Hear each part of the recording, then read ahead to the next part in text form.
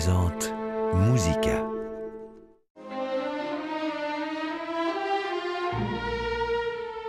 Preti Yende et Benjamin Bernheim dans le rôle des amoureux maudits du chef-d'œuvre de Massenet, Manon. Alors que le rideau est tombé sur la plupart des scènes européennes, Musica revient sur cette superbe production, dont la première a eu lieu ce printemps à l'Opéra Bastille.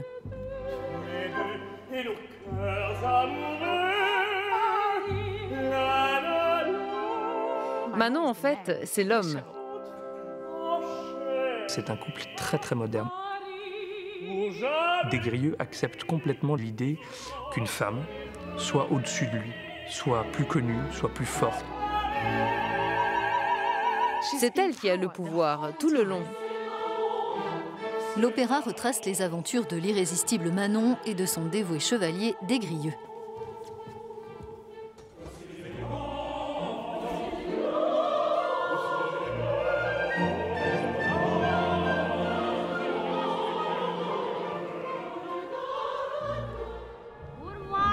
Le metteur en scène Vincent Huguet a transposé l'opéra dans cette décennie exubérante et libre de l'entre-deux-guerres.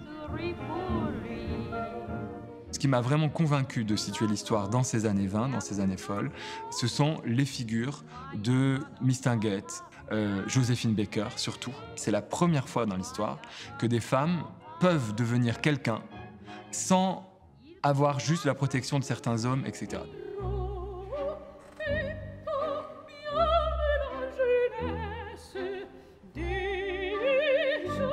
Manon de Jules Massenet, qui s'inspire du roman Manon Lescaut de l'abbé Prévost, a été jouée pour la première fois en 1884 à Paris.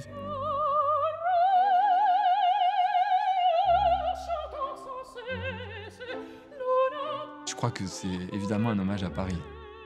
Entre justement le petit appartement bohème de l'acte 2, le grand acte du Cours la Reine, qui est tout ce qu'a Paris de festif, de la ville lumière, etc. Et ensuite, au contraire, la pénombre humide de Saint-Sulpice.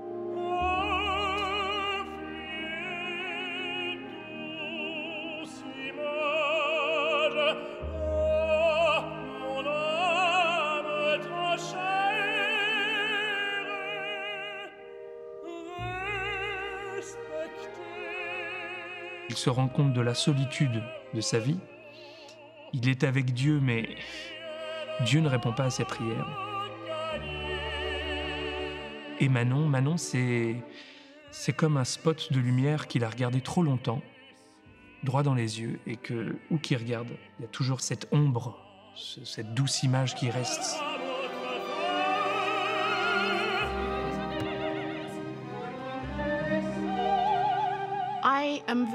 Je me sens très inspirée par le courage dont elle fait preuve en suivant son cœur et en réalisant ses rêves, même les plus impossibles.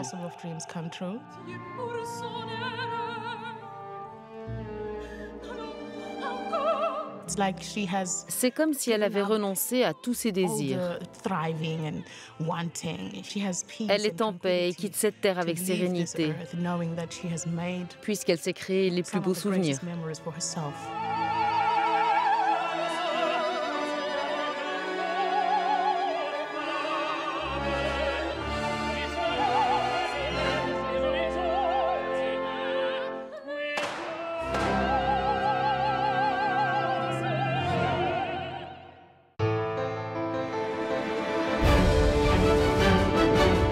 Musica, la passion de la musique avec Rolex.